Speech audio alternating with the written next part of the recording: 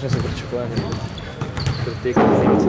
Pričakujemo spet eno močno ekipo, Telekom Bonn.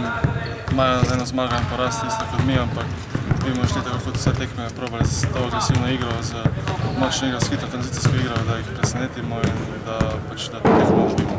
Kaj bo glavno za zmago? Jaz mislim, da glavno bo predvsem, da bomo igrali dobro obrambo in zapirali njihov ofenzivni skok in potem tako hitro igrali, pametno napadu in jaz mislim, da bomo tekmo dobili.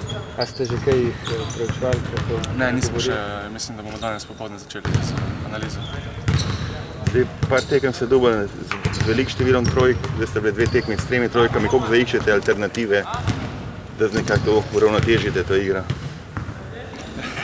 Ja, res je, mislim, da ne smemo se zanašati samo na met iz razdalje, moramo tudi pod košem, če več košev dati pod košem in potem probamo to neko ravnovesje, inside, outside igro.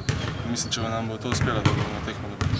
Koliko je zdaj težko, ko vas je manj igralcev 9? V bistvu mi probamo na to pozabiti in gremo tekmo tako, kot da nas je 12 igralcev in probamo tako se nekaj pozabiti to in na zmago. Kaj ti najprej pomisliš, da ti nekdo reče Marko Novič? Na noro zabijanje prek avta. Si ga videl? Ja, sem videl na posnetku. Hvala.